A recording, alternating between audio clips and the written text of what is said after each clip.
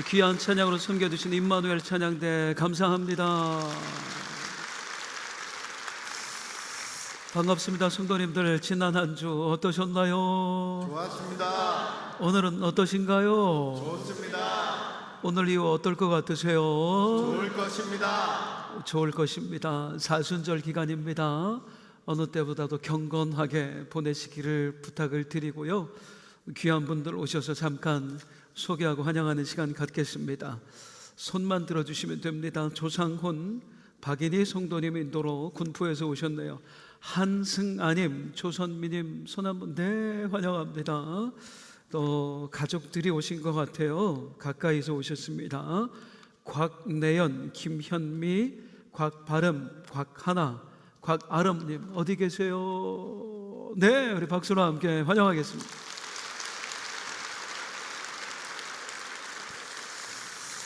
옆에 분을 축복하면서 함께 인사합니다. 잘 됩니다. 더 잘 됩니다. 갈수록 더 잘 됩니다. 시작. 잘 됩니다. 더 잘 됩니다. 갈수록 더 잘 됩니다. 건강하세요. 건강합니다. 시작. 건강합니다. 더 건강합니다. 갈수록 더 건강합니다. 행복하세요. 행복합니다. 시작. 행복합니다. 더 행복합니다. 갈수록 더 행복합니다.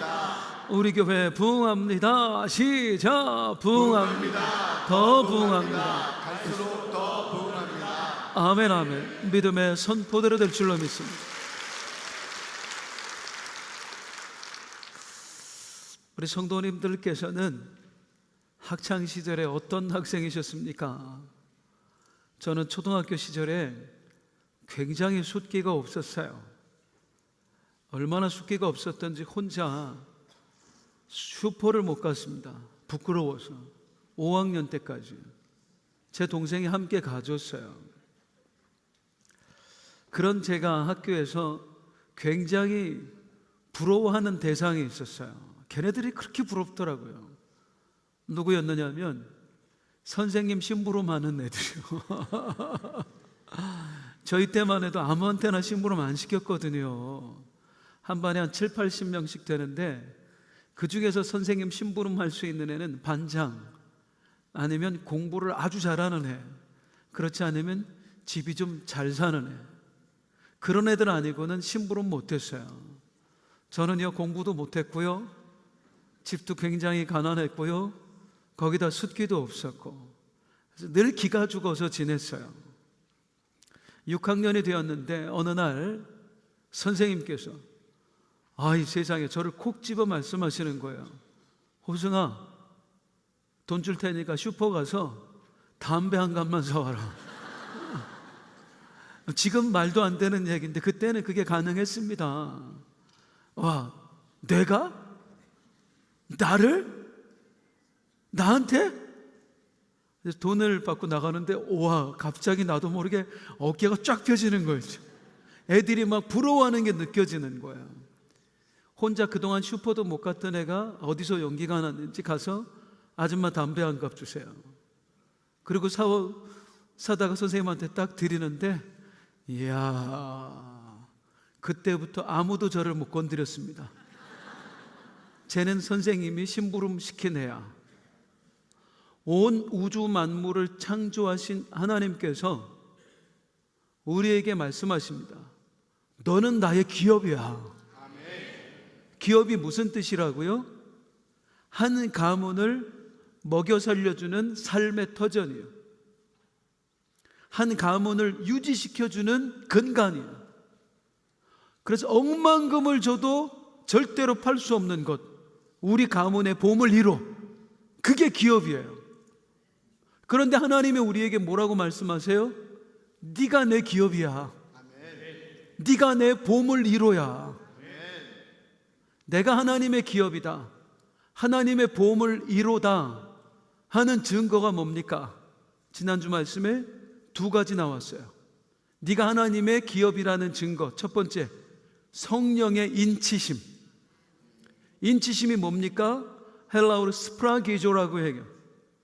로마 사람들이 이거 진짜야, 이거 내 거야 라고 할 때 거기다 표식을 남긴다고요. 우리 가문의 인장을 찍어서 거기다가 이건 진짜다, 이건 내 거다라는 표식을 남긴 거다고요. 이 인장 찢는 걸 스프라기조라고 해요. 인치심. 성령으로 인을 치셨대요.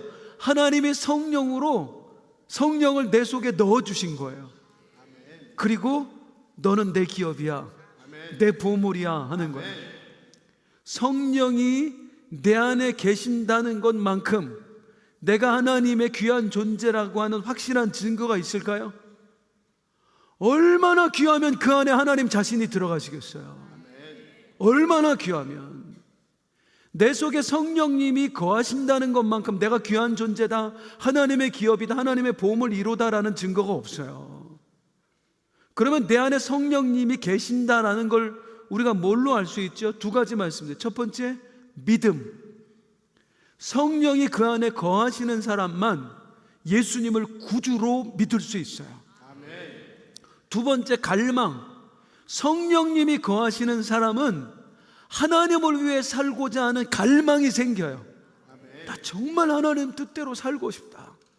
그래서 이 두 가지, 예수 그리스도를 구주로 영접하는 믿음, 하나님 뜻대로 살고자 하는 갈망, 그게 나에게 있으면 내 안에 성령님 계신 거예요.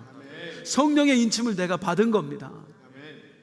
그런데 우리의 불안함, 믿음이 있고 갈망이 있으면 성령님이 계신 거라는데 이 믿음이 시원찮은 거예요. 있는 것도 같고 없는 것도 같고, 옛날엔 믿었었는데 갑자기 안 믿어지고, 갈망도 어느 순간 하나님을 위해 살고자 하는 그 갈망이 점점 옅어지고 있고, 성령님이 안 계신 건 아닐까? 아니면 성령님이 오셨다가 나한테 실망해서 떠나신 건 아닐까? 그렇게 의심하는 사람들에게, 아니야, 네 안에 성령님이 계셔, 너는 하나님의 기업이고 하나님의 보험을 이뤄야 라고 하는 두 번째 증거, 성령의 보증하심. 이 보증하심의 원래 헬라어 단어는 뭐라고요? 아라본. 아라본은 보증하다는 뜻이 아니라 계약금이라고요. 무슨 말이냐면 하나님이 너와 구원의 계약을 맺으셨어. 그리고 그 계약금으로 네 속에 성령님을 넣어주신 거야. 아니 근데 계약은 언제라도 파기될 수 있는 거잖아요. 계약금 언제라도 되찾아갈 수 있는 거잖아요. 아니라니까요. 로마 시대에는 한 번 계약금을 지불하면은 그걸로 계약 끝. 이 계약은 절대로 파기할 수 없었습니다. 그래서 아라본, 계약금이 지급되면 그게 곧 이 계약의 보증이었어요. 우리 안에 구원의 계약금으로 들어오신 성령님은 이렇게 말씀하십니다. 나는 너를 영원히 떠나지 않을 거야. 아무리 내가 그분을 실망시켜 드려도, 내가 더 이상 주님을 안 믿겠습니다라고 하는 순간 성령님은 나를 떠나지 않으십니다. 그래서 이 성령님이 내 안에 한번 들어오시면 나를 영원히 떠나지 않기 때문에 나는 영원히 하나님의 기업이 이룰 수 있고, 또한 나는 영원히 하나님의 보험을 이루어질 수 있는 겁니다. 사랑하는 성도님들, 내 안에 성령님이 계신다고 믿으시나요? 그 성령님이 영원히 나를 떠나지 않는다고 믿으시나요? 그럼 또 한 가지, 아직도 자기의 구원을 의심하는 분들이 있다면 이런 설명을 좀 드리겠습니다. 성령님이 내 속에 계시다는 것은 무엇을 말하냐면 늘 나와 동행하신다는 거예요. 함께 다니신다는 거예요. 오늘 예배에 오실 때 여러분만 오신 거 아니에요. 성령님이 여러분과 함께 오셨습니다. 여러분이 집으로 가실 때에도 성령님은 여러분과 함께 가실 거예요. 내일부터 여러분이 직장을 나가실 때도 성령님은 여러분과 함께 그 직장에 가실 거예요. 믿으시나요? 성령님이 어디로 가든, 내가 어디로 가든지 성령님은 나와 함께 하세요. 언제까지? 내가 죽을 때까지? 천만의 말씀, 영원토록. 아니, 영원토록 떠나지 않는다니까요. 네가 죽으면 떠날 거야가 아니라 영원토록. 네가 죽어도 나를 떠나지 않을 거야. 네가 죽어서도 나는 너와 늘 함께 다닐 거야. 그렇다는 얘기는 뭐냐면 내가 지옥에 가도 성령님이 나랑 함께 가신다는 얘기입니다. 나를 떠나지 않으니까요. 그런데 성령님이 지옥에 갈 수 없어요? 없어요? 없지요. 성령님이 왜 지옥에 가세요? 말도 안 되는 얘기죠. 그래서 성령이 거하시는 사람은 지옥에 안 가는 거예요. 성령님이 그곳에 안 가시기 때문에. 한번 성령님을 모셔드린 사람에게 구원이 취소되지 않아요. 내가 예수님을 안 믿겠다고 선언하지 않는 이상 절대로 날 떠나지 않으십니다. 다시 묻겠습니다. 내 안에 성령님이 계심을 믿으시나요? 아멘. 예수님을 구주로 영접하셨어요? 아멘. 하나님 뜻대로 살고자 하는 갈망이 있으세요? 아멘. 하나님 뜻대로 못 사는 때는 막 괴로우세요? 여러분 안에 성령님 계신 거예요. 아멘. 여러분은 하나님의 기업입니다. 아멘. 하나님의 보물이로. 아멘. 뿐만 아니라 지금까지 에베소서에서 말씀했던 모든 구원의 그림, 예수님을 구주로 영접하신 여러분의 것입니다. 여러분은 하나님의 자녀입니다. 아멘. 하나님의 상속자. 여러분은 죄에서 해방되었습니다. 더 이상 죄의 권세자인 마귀가 여러분을 주장할 수 없습니다. 아멘. 여러분은 하나님 나라의 백성이 되었습니다. 아멘. 이제 우리의 왕은 예수님이세요. 아멘. 그리고 우리는 하나님의 기업입니다. 아멘. 하나님의 보물이로. 자, 이 사실을 믿으신다면 그러면 이제 우리는 어떻게 해야 될까요? 내가 하나님의 자녀야. 나는 죄에서 해방되어서 나는 하나님 나라 백성이야. 나는 하나님의 기업이야 라는 사실을 우리가 믿는다면 이제 우리는 어떻게 해야 되는 걸까요? 이야, 나는 그런 존재야. 성령님이 날 떠나치지 않으니 내 구원은 절대로 취소되지 않아. 그리고 그냥 마음 편하게 살기만 하면 되는 걸까요? 그렇게 에베소서의 저자인 바울은 우리가 받은 구원이 무엇인지를 쭉 설명을 한 다음에 이런 말을 합니다. 여러분은 이런 존재입니다 라고 말한 다음에 이 말을 합니다. 15절 같이 읽겠습니다. 시작. 이로 말미암아 주 예수 안에서 너희 믿음과 모든 성도를 향한 사랑을 나도 듣고. 여러분, 제가 여러분들이 얼마나 믿음으로 잘 살고 있는지, 잘 믿고 있는지, 또 여러분의 사랑의 교제가 얼마나 큰지를 제가 다 들었습니다. 그렇게 말을 해요. 도대체 뭘 들었을까요? 이 에베소서를 쓸 때, 에베소서는 에베소 교회 공동체에게 쓴 거거든요. 이 에베소서를 쓸 때 바울은 로마에 있었어요. 가택 연금 상태였습니다. 말이 가택 연금 상태지요. 그냥 감옥에 있는 거나 진배 없었어요. 그 안에서 바울이 무엇을 들었느냐? 에베소 성도들의 믿음 이야기를 들어요. 바울 사도님, 그들이 잘 믿고 있답니다. 이 얘기를 들은 거예요, 바울이. 에베소 성도들이 뭘 잘못 믿고 있었을까? 사실은 에베소 교회는 바울이 목회했던 곳입니다. 바울이 여러 곳을 다니면서 잠깐씩 머물며 목회를 하는데 그 중에 가장 오래 머물렀던 곳이 에베소 교회예요. 무려 3년을 머물면서 거기서 목회를 해요. 그때 바울은 두란노 서원이라고 하는 곳에, 도서관입니다. 거기에 에베소 교회 성도들을 모아놓고요, 성경에 보면, 사도행전에 보면 매일 성경 공부를 시켰다 그래요. 일주일에 한 번 아니에요. 매일 성경 공부를 시켰대요. 자, 그러면 퀴즈. 바울이 3년 동안 에베소 성도들에게 매일 성경 공부를 시켰을 때 이 에베소서에 나오는 구원의 그림들, 당신은 하나님의 자녀입니다. 당신은 죄에서 해방되었습니다. 하나님 나라 백성이 되었습니다. 하나님의 기업입니다. 이런 이야기들을 말해 주었었을까요? 말해 주었었을까요? 당연히 말해 주죠. 그건 바울의 사상이거든요. 3년 동안 가르쳤어요. 그 얘기를 지금 하는 거예요. 반복해서. 내가 여러분들에게 이렇게 가르치지 않았습니까? 그런데 여러분이 저에게 들었던 복음을 잘 믿고 있다는 소식을 제가 들었습니다. 그래서 어떻게 했어요? 바울이 그 소식을 듣고 감사했을까요? 감사했을까요? 감사합니다. 정말 눈물 나게 감사합니다.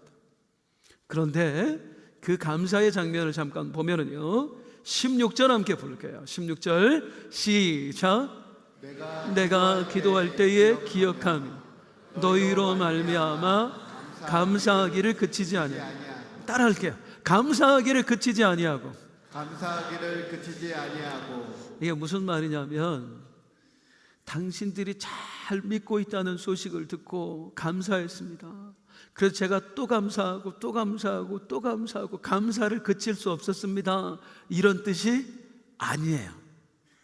이런 말이 아니고 이거 문맥으로 보면 이거 무슨 뜻이냐면 감사로 그치지 아니하고 이 뜻이에요. 따라하겠습니다. 감사로 그치지 아니하고. 그치지 아니하고. 나는 여러분이 잘 믿고 있다는 소식을 들었습니다. 그래서 정말 하나님 앞에 감사했습니다. 여러분에게도 감사했습니다. 그런데 저는 감사만 할 수가 없었습니다. 또 다른 무언가를 할 수밖에 없었습니다. 여러분 때문에. 뭘 했을까요? 기도했을까요? 기도했을까요? 기도합니다. 바울은 에베소 성도들이 잘 믿고 있다는 얘기를 듣고 하나님 앞에 감사한 다음에 그들을 위해 기도해요. 그게 오늘 본문이에요. 그래서 오늘 본문을 성경학자들은 바울의 기도 그렇게 불러요. 따라할게요. 바울의 기도. 바울의 기도. 그러면 궁금해지잖아요. 도대체 바울은 어떤 기도를 했을까?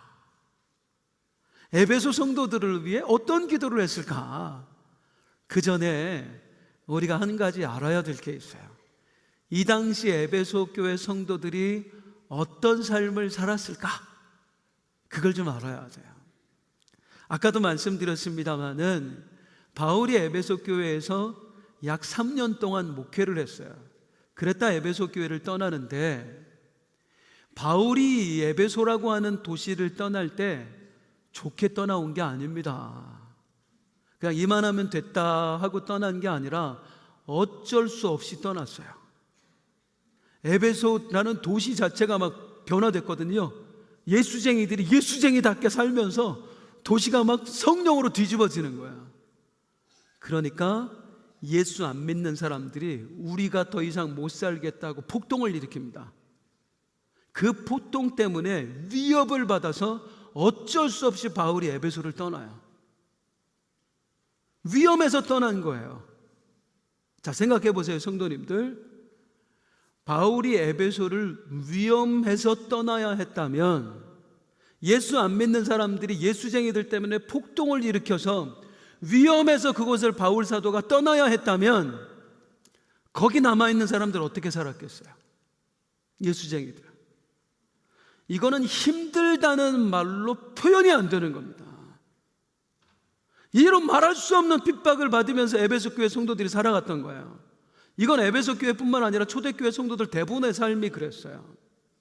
아직까지 본격적으로 예수 믿는 사람 잡아 죽이던 때는 아니에요. 이제 그건 좀 이따 시작됩니다. 하지만 예수 믿는 것 때문에 가문에서 퇴출당하고요, 회사에서 잘리고요, 더 이상 가게를 안 내줘서 더 이상 영업도 할 수 없고 아무것도 못하는 상태, 숨이 막히는 상태. 그게 에베소 교회 성도들의 삶이었어요. 그런 속에서 바울에게 들린 소식이 뭐냐면 그렇게 힘든데도 이 사람들이 믿음으로 살고 있다. 정말 믿음을 잘 지키며 살고 있다. 서로가 서로를 격려하면서 사랑으로 우리 하나 됩시다. 믿음 지키며 삽시다. 이러고 살고 있다. 그래서 뭐 했어요, 바울이? 감사합니다. 하나님 정말로 감사합니다. 그리고 에베소 교회 성도님들 정말 감사합니다. 믿음 잘 지키고 살아줘서 감사합니다. 그리고 나서 이제 에베소 교회 성도들을 위해 기도하는 거예요. 그러면 어떤 기도해야 돼요?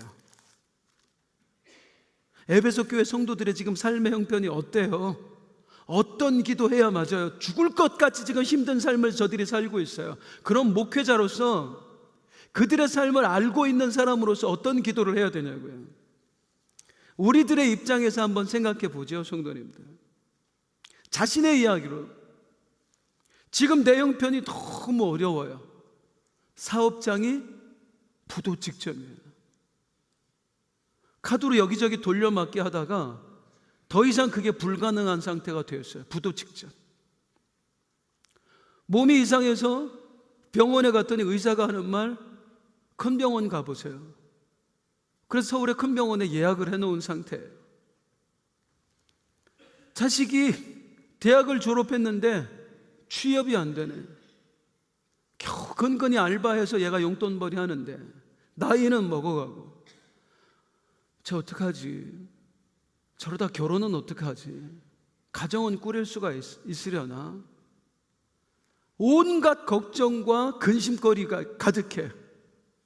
그런데 이런 내 모든 사정을 목사님이 알고 있어요. 기도 부탁을 해서 목사님이 내가 얼마나 힘들게 사는지 다 알고 있어요.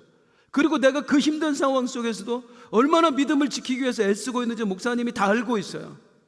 그러면 내 모든 사정을 아는 목사님이 나를 위해 뭘 위해 기도했으면 좋겠어요? 당연히 내 어려운 사정 위해서 나보다 더 좀 간절히 기도해 줬으면 좋겠잖아요. 하나님, 우리 집사님 사업자기 어렵대요. 하나님 건강 주세요. 하나님 그 아이들 길을 열어주세요. 이렇게 기도해 줬으면 좋겠잖아요. 하물며 에베소 성도들은 그런 우리가 당하는 고난은 아무것도 아닐 정도로 힘든 삶을 살고 있는 거예요. 그걸 바울 사도가 알아요. 이미 그들이 어떻게 살고 있는지 함께 살아봐서 다 알아요. 그런 바울이 이제 에베소 성도들을 위해 기도하는 겁니다. 어떤 기도했을까요? 16절, 17절입니다. 시작. 내가 기도할 때에 기억하며 너희로 말미암아 감사하기를 그치지 아니하고 우리 주 예수 그리스도의 하나님 영광의 아버지께서 지혜와 계시의 영을 너희에게 주사 하나님을 알게 하시고. 따라할게요. 내가 기도할 때에 지혜와 계시의 영을 너희에게 주사 지혜와 계시의 영을 너희에게 주사 하나님을 알게 하시고. 에베소 교회 성도들, 그 힘든 사람들을 위해서 바울이 기도하는데 뭐라고 기도하냐면, 하나님, 우리 주 예수 그리스도의 하나님 영광의 아버지여, 정말 감사합니다. 우리 에베소 교회 성도들 믿음 잘 지키게 해주셔서 정말 감사합니다. 하나님, 저들에게 지혜와 계시의 영을 부어 주옵소서. 그래서 저들로 하여금 하나님을 알게 하옵소서. 뭐라고 기도했다고요? 하나님을 알게 하옵소서. 하나님을 알게 해주세요. 아니, 지금 가문에서 퇴출당했다니까요. 회사에서 예수 믿는다고 잘렸다니까요. 예수쟁이가 하는 가게라고 소문이 나서 단골들이 더 이상 찾아오지 않게 되었다니까요. 문 닫아야 되는 상황이라고요. 예수쟁이라고 돈이 필요해서 은행에 가서 대출을 받는데 담당자가 계속 피하고 안 만나주는 거예요. 아예 망해버리라는 심보로. 관공서에서 툭하면 우리 가게에 표적 검문 나와가지고요, 영업 정지 먹이는 거예요. 벌금 때리고요. 이런 상황이 보통 힘든 게 아니란 상황이라고요. 솔직히 이 모든 상황, 어려움 단번에 끝낼 방법이 있습니다. 예수 안 믿겠다고 부인만 하면 됩니다. 그런데 그거 안 해요. 끝까지 믿음 붙들고 살았어요. 예수만 부인하면 예전의 삶으로, 안락했던 삶으로 돌아갈 수 있는데 그래도 믿음 붙들고 살았어요. 왜? 언젠가 바울로부터 들었던 복음, 여러분은 하나님의 자녀입니다. 우리는 죄에서 해방되었습니다. 우리는 하나님 나라 백성입니다. 우리는 하나님의 기업입니다. 그 말들이, 이 말씀들이 마음에서 용솟음 쳐서, 그래, 내가 하나님의 자녀인데, 하나님의 기업인데, 이 믿음 가지고 또 버티고 지금까지 버티고 있는 거라고. 몇 년째. 그런 우리의 사정을 누구보다 잘 아는 바울이, 사도가 내가 지금 얼마나 죽을 것 같이 힘든 줄 알면서 나를 위해 한다는 기도가 하나님을 알게 해주세요. 뭐 어려움 좀 제해 주세요, 해결해 주세요, 고쳐 주세요, 단 한마디 없어. 하나님을 알게 해주세요. 아니, 지금 가문에서 쫓겨났다니까요. 회사에서 잘렸다니까요. 사업장 문 닫게 생겼다니까요. 더 이상 밥 먹고 못 살게 됐다니까요. 멋이 죽은 뒤 이렇게 산적한 문제들이 가득한데 뭐가 중요해서 하나님을 알게 해주세요 그 기도만 하냐고요. 하나님을 안다는 것, 사랑하는 성도님들, 단언컨대 우리들에게 하나님을 아는 것보다 더 소중한 문제는 없습니다. 하나님을 아는 것보다 인생들에게 중요한 문제는 없습니다. 왜요? 하나님을 알아야만 알 수 있는 게 있어요. 하나님을 알아야 세상의 시작과 세상의 끝을 알아요. 이 세상을 누가 만드셨고, 이 세상의 주인이 누구고, 이 세상은 장차 어떻게 될 것이고, 이 모든 사실은 하나님을 알 때에만 알 수 있어요. 아, 하나님이 만드셨구나, 하나님이 다스리는구나, 하나님이 세상의 종말을 계획을 해 놓으셨구나. 하나님을 알아야만 세상의 시작과 끝을 알아요. 세상의 시작과 끝만 알아요? 아니요, 나의 시작과 나의 끝도 알아요. 하나님을 알면 내 시작이 뭔지, 내 끝이 뭔지를 알 수 있어요. 누군가 세상을 떠나면 우리가 이렇게 말하잖아요. 돌아가셨다고. 안 믿는 사람도 똑같이 얘기해. 돌아가셨다고 그래요. 도대체 어디로 돌아가신 거죠? 돌아갔다는 얘기는 어디서부터 왔다는 얘기 아니에요. 그리고 그곳으로 갔다는 거잖아요. 우리는 막연하게 알고 있어요. 안 믿는 사람들도 사람이 어딘가로 간다는 거를. 도대체 사람이 어디서 와서 어디로 가는 거예요?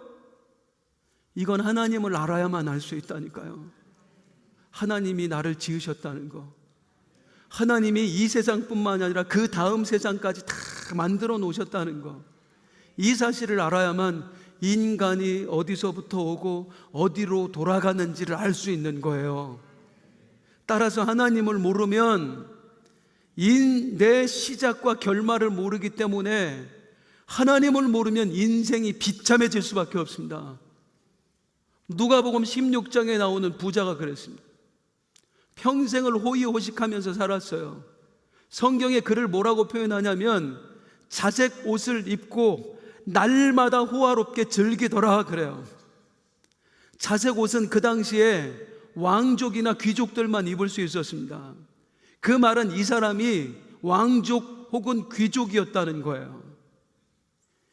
양손에 한쪽에는 권력, 한쪽에는 재물 두 개 가지고 정말 남부럽지 않게 살았던 사람이에요. 그런데 그의 결국이 어찌 되었습니까? 그가 죽어서 장사되어 간 곳은 음부였습니다. 성경이 보통 사람들이 말하는 지옥이라고 말하는 그곳이요. 그곳에서 이 부자가 절규하잖아요. 제발! 제발! 그 손가락 끝에 물 한 방울 묻혀서 내 혀에 한 방울만 떨어뜨려 주십시오. 이 부자가 내가 어디로 가는지를 알았다면 과연 그렇게 살았을까요? 하나님께 등을 돌리고 살았을까요? 하나님을 알았다면, 내가 어디서부터 왔고 어디로 돌아가는지를 알았다면 그가 과연 그런 인생의 결말을 맞이했을까요? 하나님을 아는 것보다 인생들에게 더 중요한 문제는 없습니다. 그래서 호세아 4장 6절은 뭐라고 말씀하냐면 내 백성이 지식이 없음으로 망하는도다. 여기 지식은 하나님을 아는 지식이에요. 이 사람들이 지금 하나님을 몰라서 이렇게 망할 길로 가고 있다, 죽을 길로 가고 있다. 그래서 호세아 6장 3절에 선지자는 뭐라고 절규하며 외치느냐면요, 그러므로 우리가 여호와를 알자, 힘써 여호와를 알자. 여러분, 우리 하나님 모르면 죽는 거예요, 망하는 거예요. 우리는 하나님을 알아야 됩니다 라고 얘기하는 거예요. 사랑하는 성도님들, 여러분의 삶에 어떤 힘든 일이 있으십니까? 막 사업장 문 닫게 될 것 같아서 막 미칠 것 같으십니까? 몸에 찾아온 질병 때문에 너무나도 불안하신가요? 힘들죠. 안 힘들다고 말하는 건 정말 힘들지요. 진짜 밤잠을 이루지 못할 정도로 힘들지요. 그런데 한번 생각해 봐요. 우리 사업장을 살리느냐 못 살리느냐 하는 문제가 내가 죽느냐 사느냐 하는 것보다 더 시급합니까? 그냥 죽느냐 사느냐도 아니에요, 성도님들. 영원히 죽느냐 사느냐예요. 영원히 죽느냐에 사느냐의 문제보다 지금 내 병이 낫느냐 안 낫느냐가 더 급한 문제일까요? 내 자식 취업을 할 수 있느냐 없느냐가 내 자식이 장차 천국에 갈 수 있느냐 없느냐보다 더 중요한 문제예요. 진짜 중요한 문제가 있다고요. 우리 삶에는 내 눈에 보이지 않는 진짜 시급하게 해결해야 될 문제가 있다고요. 그게 하나님을 아는 거예요. 바울의 눈에는 그게 보이는 거예요. 이 성도들의 삶이 얼마나 힘든지를 알아. 나도 마음이 아파. 그래서 그런데 그보다 더 중요한 문제, 그보다 더 시급한 문제가 바울의 눈에는 보이는 거예요. 그래서 뭐라고 말해요? 여러분, 하나님을 알아야 돼요. 나는 여러분을 위해 그걸 기도하고 있어요. 여러분의 어떤 인생의 문제가 해결되기보다, 여러분의 질병이 낫기보다, 여러분의 사업장이 다시 일어나는 것보다 저는 여러분들이 하나님을 더 알기를 기도하고 있습니다. 이게 바울의 절규입니다. 즉 바울은요, 나는 여러분이 하나님을 더 알기를 위해 기도하고 있습니다, 이 말을 통해서 뭐 하고 있느냐면 성도들을 일깨우고 있는 거예요. 여러분, 더 중요한 문제가 있습니다. 여러분이 아파하는 그 문제보다 더 중요한 문제가 있습니다.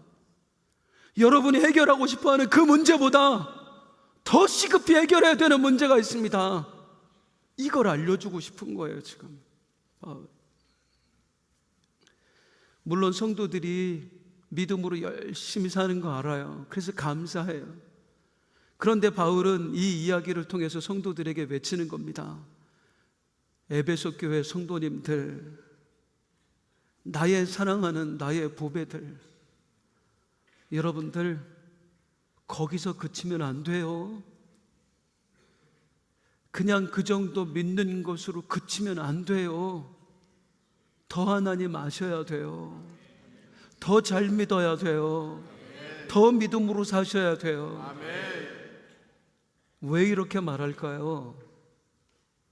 아니 어차피 천국은 보장됐잖아요. 어차피 믿음 있잖아요. 그런데 왜 더 잘 믿어야 되는 게 필요하죠? 눈에 보이지 않는 존재가 있기 때문입니다. 마귀가. 이 마귀가 나를 그냥 두지 않는 거예요. 하나님의 자녀된 나를, 죄에서 벗어난 나를, 하나님의 백성된 나를, 하나님의 기업된 나를 다시 자기 소유물로 삼으려고 몸부림치는 거예요. 예수 부인하게 만들려고 온갖 핍박을 당하면서. 그걸 바울이 아는 겁니다. 우린 눈에 보이지 않는 영적 싸움이 있다는 걸. 그래서 여러분, 지금 믿음, 구원받을 믿음 맞습니다. 그런데 그걸로 만족해서는 안 됩니다. 왜냐하면 우리는 언제든지 넘어질 수 있거든요. 그래서 바울이 나는 여러분이 하나님을 더 알기를 위해 기도하고 있습니다. 나중에 가면은 이걸 구체적으로 말해요. 에베소서 6장에 가면 성도님들, 우리의 싸움은 악한 영들과의 싸움입니다. 그래서 우리는 하나님의 전신갑주를 입어야 되는 겁니다. 1장에서 그 빌드업을 하고 있는 거예요. 영적 싸움을 위해서 우리의 믿음이 이 수준에 머물러서는 안 됩니다. 내가 여러분을 위해 그걸 기도하고 있습니다 라고 지금 말하고 있는 거예요. 그러면 하나님을 대해서 뭘 알아야 돼요? 어떻게 알 수 있어요? 그건 계속 할 거예요. 앞으로 에베소서 그 이야기 하는 거니까. 사랑하는 성도님들, 신앙생활에 있어서 가장 위험한 게 뭐냐면요, 이만하면 됐지입니다. 기도 이만하면 됐지. 헌신 이만하면 됐지. 이게 가장 위험합니다. 다윗이 그거 하다 망했습니다. 다윗은 본래 어떤 왕이었습니까? 전쟁이 나면 누구보다도 앞장서서 백성들을 위해 싸웠던 왕이었습니다. 다윗은 어떤 신앙인이었습니까? 그 어떤 순간에도 예배하기를, 기도하기를 멈추지 않았던 사람입니다. 심지어는 다윗이 10년이 넘게 광야를 도망치고 다닐 때 시절에도요, 다윗은 틈만 나면 동굴 속에 들어가서라도 예배하고 기도했었어요. 이걸 하나님이 어여쁘게 보셔서 다윗을 왕으로 삼아주신 거예요. 처음엔 잘했어요. 감사하니까. 그런데 이 다윗이 나중에 어떻게 무너지냐면, 전쟁이 났는데 더 이상 자기가 나가지 않는 거예요. 부하들만 보나, 이제 나도 뭐 할 만큼 했으니까 니들만 갔다 와. 늘 시간을 정해서 예배하고 기도하던 사람이요, 온종일 침상에서 나오질 않아. 낮잠 자느라고. 그리고 저녁 만취돼서 이제 더 이상 허리가 아파가지고 못 누워있을 때 일어나가지고 돌아다녀. 그때 목욕하는 여인이 눈에 들어온 겁니다. 그 여인이 우연히 보게 됐을까요? 마귀가 파놓은 함정이에요. 이 여인을 보고 음심이 통해서 거기서 간음죄를 저지르고, 이 간음죄 막으려다가 살인죄까지 저지르고, 그 모든 죄악의, 엄청난 이 죄악의 출발점이 어디였어요? 이만하면 됐지예요. 이만하면 됐지. 이만하면 됐지 하는 순간 마귀의 밥이 되는 겁니다. 다윗뿐만 아니라 에베소 성도들의 삶에도 똑같은 일이 대기하고 있는 거예요. 언제라도 마귀가 삼키려고. 이걸 바울은 알았기에 그들이 믿음으로 살고 있는 거 알아요. 그 힘든 상황 속에서 열심히 하나님 섬기는 거 알아요.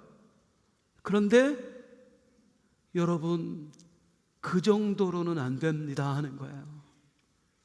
실제로 그 정도로는 안 됩니다. 왜? 몇 년 후부터 본격적으로 기독교인에 대한 대대적인 박해가 시작되거든요.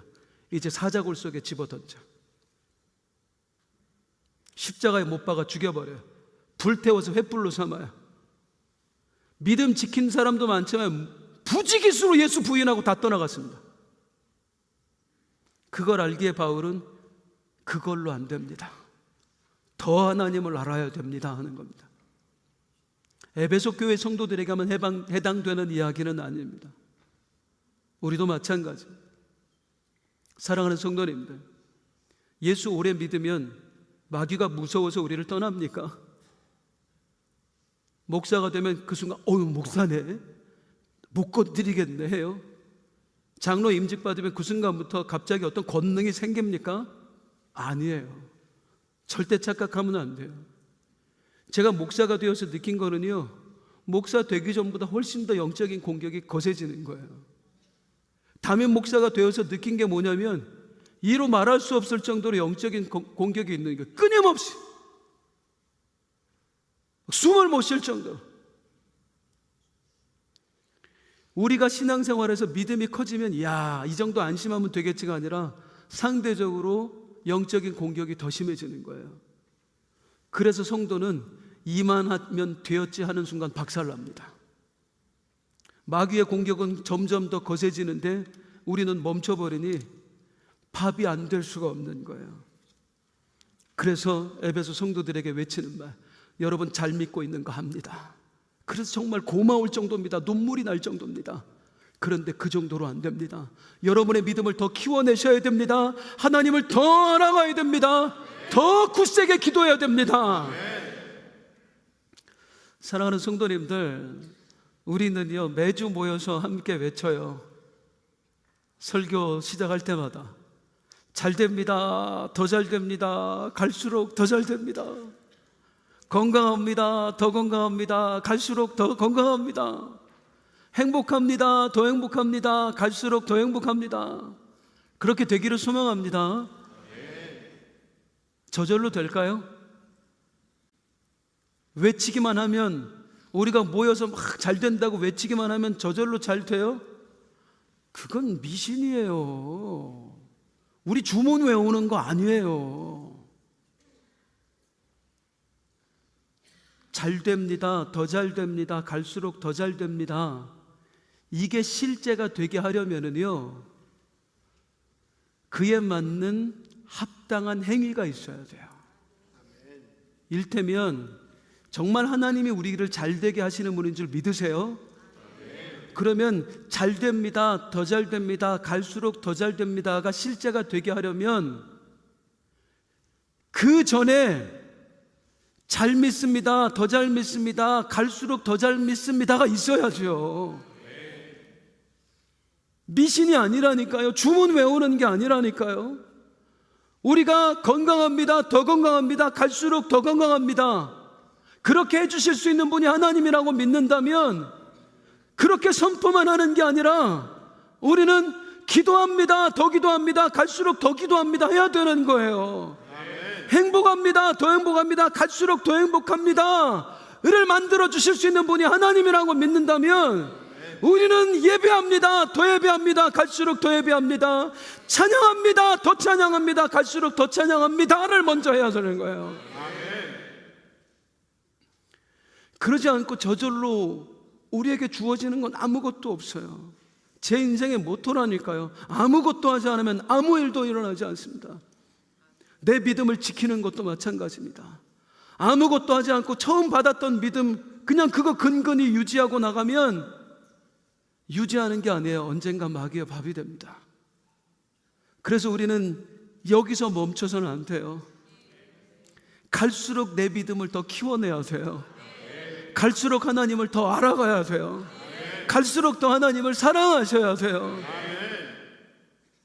옆에 분에게 오늘을 축복하는데요, 믿읍시다, 더 믿읍시다, 갈수록 더 믿읍시다. 시작.